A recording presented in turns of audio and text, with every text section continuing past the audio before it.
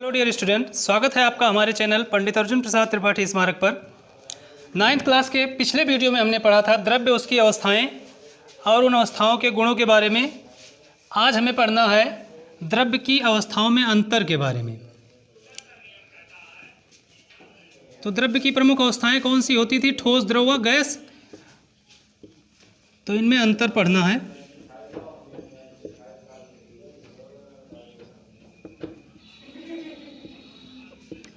ठोस, द्रव व गैस में अंतर।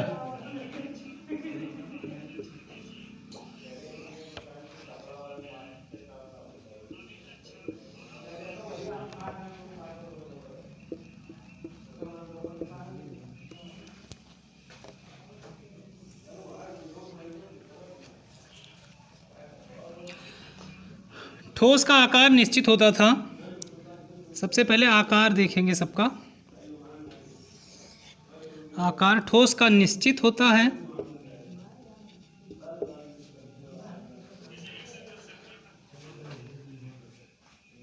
द्रव का अनिश्चित होता है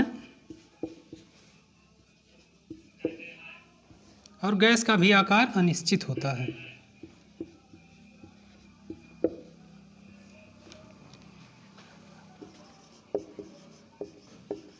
आयतन, ठोस का आकार आयतन दोनों निश्चित होता है, यानी आयतन भी इसका निश्चित होगा। द्रव का आयतन निश्चित होता है और आकार अनिश्चित होता है, जो हम पहले लिख चुके हैं। और गैस का आयतन भी अनिश्चित होता है।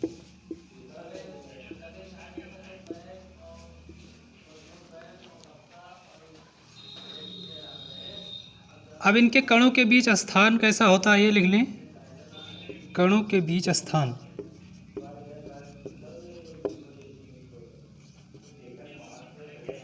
कणों के बीच रिक्त स्थान। तो ठोस के कणों के बीच रिक्त स्थान बहुत कम होता है और द्रव के कणों के बीच रिक्त स्थान ठोस से अधिक व द्रव से कम होता है।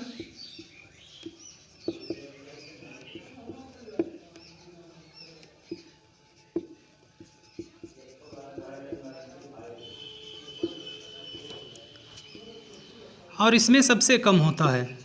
गैस के कणों के बीच रिक्त स्थान सबसे कम होता है, इसलिए ये गतिशील होते हैं। अगला पढ़ना है ताप का प्रभाव।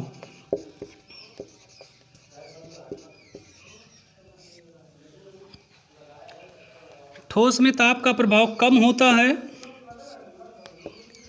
द्रव में ठोस से अधिक होता है।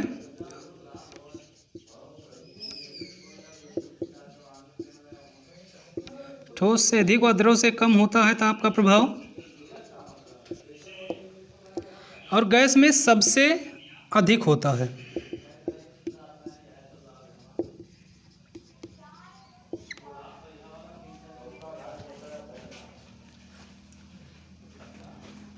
इसमें गलत हो गया था, इसमें सबसे अधिक होगा रिक्त स्थान। फिर दाब का प्रभाव या संपीड्यता जिसे हम कहते हैं।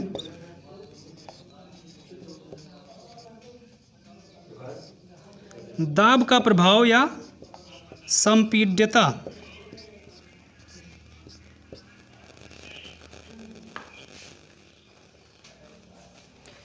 तो ठोस पर दाब का प्रभाव कम होता है, यानी ये असंपीड्य होते हैं, हम पढ़ चुके हैं पिछले वीडियो में।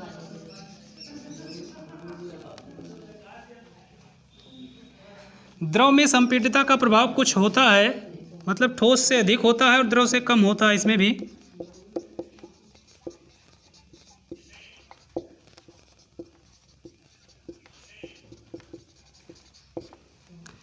और गैस में संपीड्यता का प्रभाव सबसे अधिक होता है।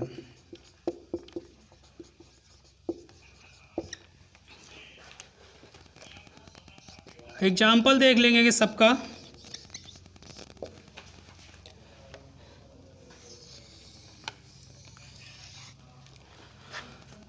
ठोस में हो जाता है लोहा, लकड़ी, बर्फ आदि हो गए ठोस के उदाहरण। द्रव के उदाहरण में जल, तेल,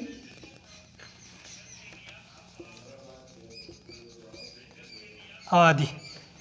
गैस में हाइड्रोजन, नाइट्रोजन,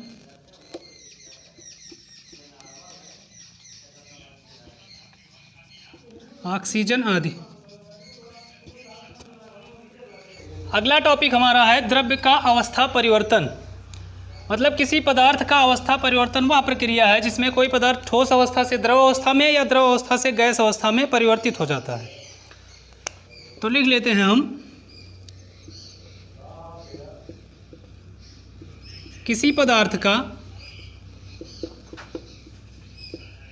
एक अवस्था से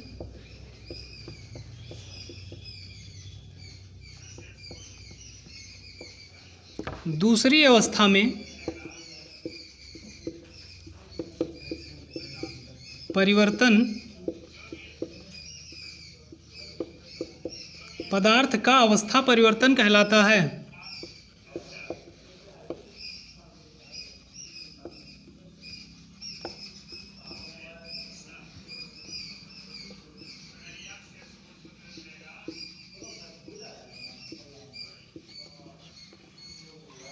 अवस्था परिवर्तन में कुछ प्रमुख पद प्रयुक्त होते हैं, जिसमें पहला है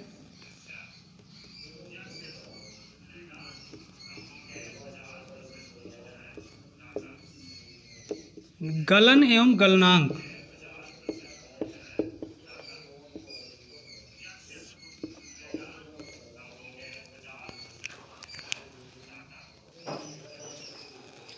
गलन एवं गलनांक तो पदार्थ की वह अवस्था जिसमें ठोस पदार्थ द्रव अवस्था में परिवर्तित होने लगता है, वह प्रक्रिया गलन कहलाती है। तथा वह न्यूनतम या अधिकतम ताप जिस पर कोई ठोस पदार्थ द्रव में परिवर्तित होता है, उसे हम उस पदार्थ का गलनांक कहते हैं।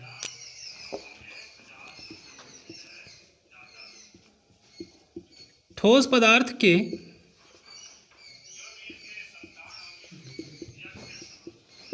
द्रव में परिवर्तित होने की प्रक्रिया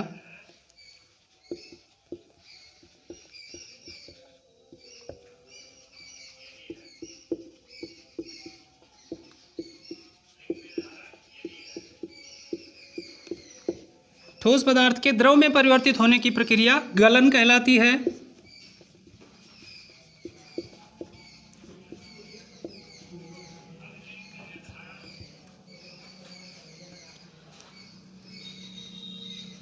तथा वह अधिकतम ताप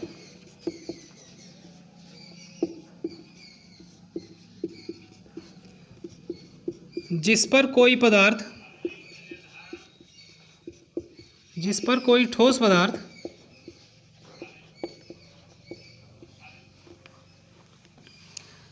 द्रव अवस्था में परिवर्तित होता है,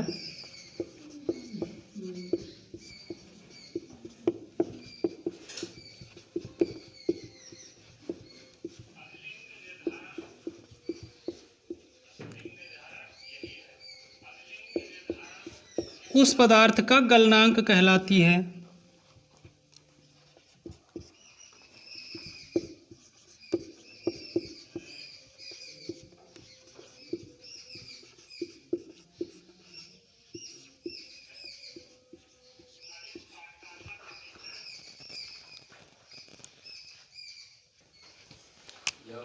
अगला टॉपिक है हिमीकरण व हिमांक। हिमीकरण व हिमांक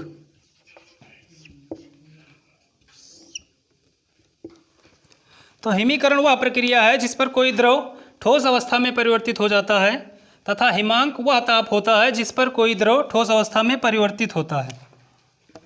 लिख लेते हैं इसे,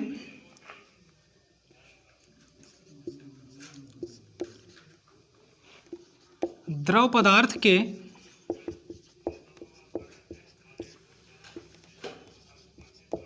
ठोस अवस्था में परिवर्तित होने की प्रक्रिया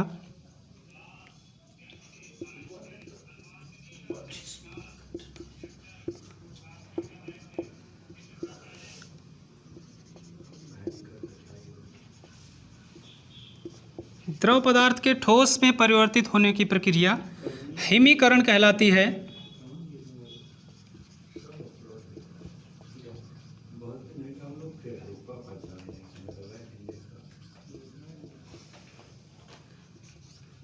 तथा वह न्यूनतम ताप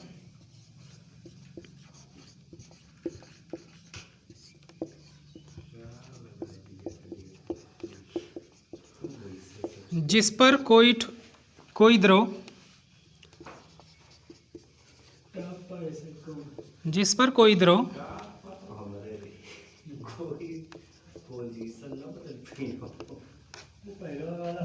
द्रव ठोस में परिवर्तित होता है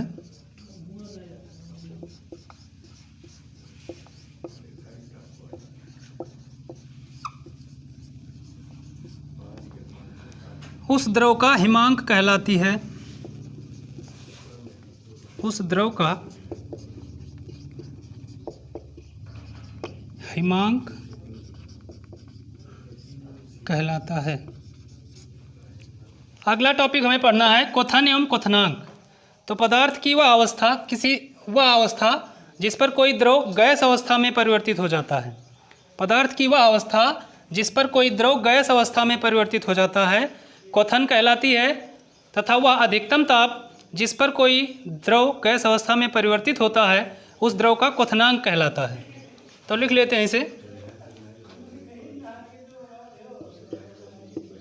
वह प्रक्रिया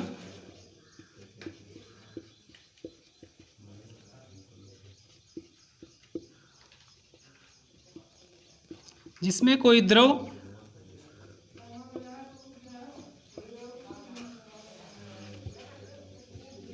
गैस अवस्था में परिवर्तित होता है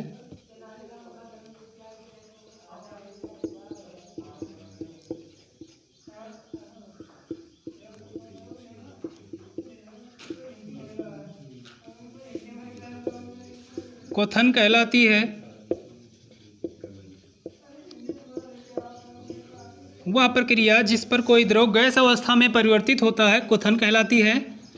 तथा वह अधिकतम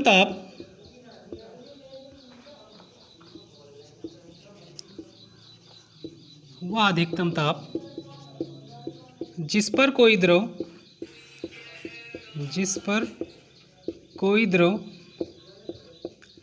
गैस अवस्था में परिवर्तित होता है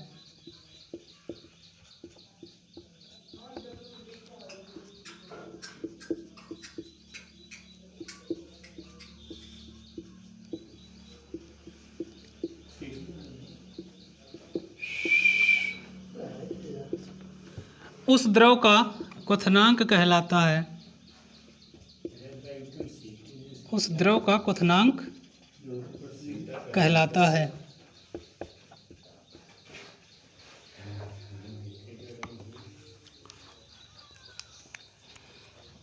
अगली प्रक्रिया है संघनन।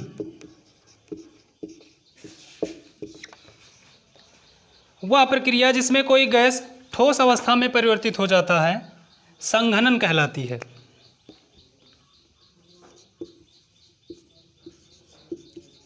वह प्रक्रिया जिसमें कोई गैस ठोस अवस्था में परिवर्तित हो जाती है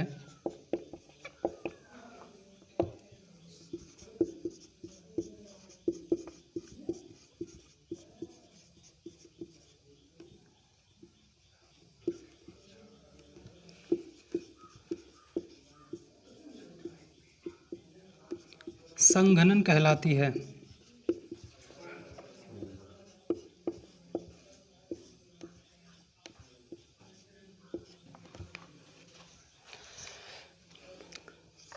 अगला है ऊर्ध्वपातज।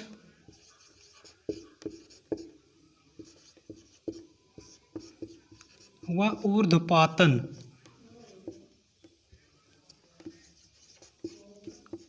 ऊर्ध्वपातन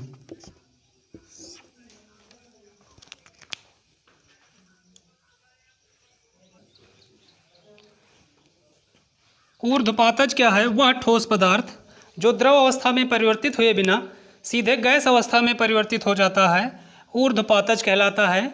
तथा इस प्रकार के पदार्थ के परिवर्तन की प्रक्रिया ऊर्ध्वपातन कहलाती है। वह पदार्थ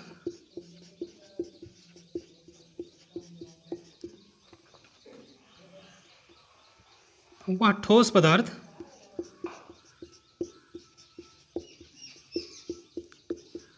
जो द्रव अवस्था में परिवर्तित हुए बिना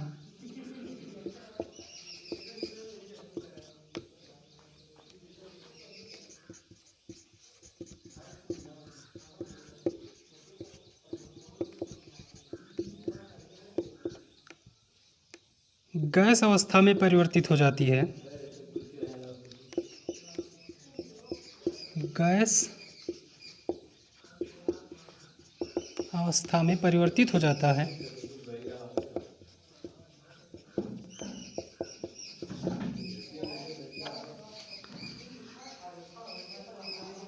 ऊर्ध्वपातज कहलाता है।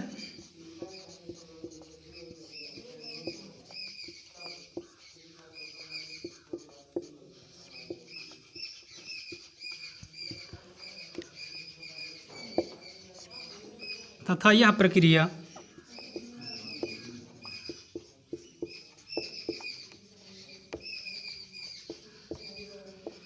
ऊर्ध्वपातन कहलाती है।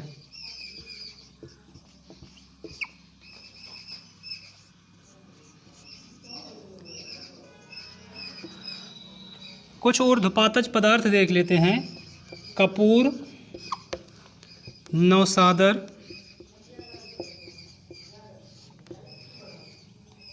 आयोडीन,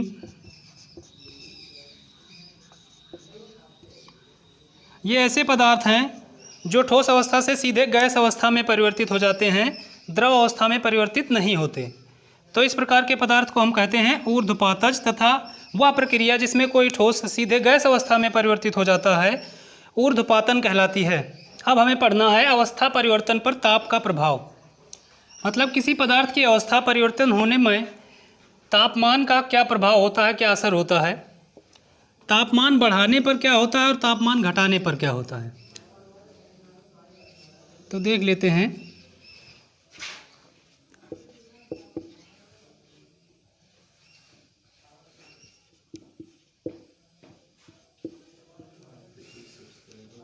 तापमान बढ़ाने पर कोई ठोस पदार्थ द्रव अवस्था में पहले परिवर्तित होता है और उसका तापमान और अधिक बढ़ाते रहने पर वही पदार्थ फिर गैस अवस्था में परिवर्तित हो जाता है। और तापमान कम करने पर क्या होता है, यही प्रक्रिया उलट हो जाती है। यानी गैस से पहले द्रव अवस्था में बदलेगा, तापमान कम करेंगे तो गैस द्रव में बदल जाएगा, और भी कम करेंगे तापमान तो द्रव से ठोस अवस्था में परिवर्तित हो जाएगा। तो ये हो गया ताप का प्रभाव। पदार्थ के अवस्था परिवर्तन को शॉर्ट फॉर्म में भी ऐसे हम लिख सकते हैं। जैसे ठोस का द्रव में बदलना क्या कहलाता है, गलन, या द्रव का ठोस में बदलना हिमीकरण कहलाता है। इसी प्रकार ठोस से गैस का बदलना ऊर्ध्वपातन और गैस से ठोस का बदलना संघनन। तो आप इसे देखकर चित्र बना लेंगे और समझ लेंगे।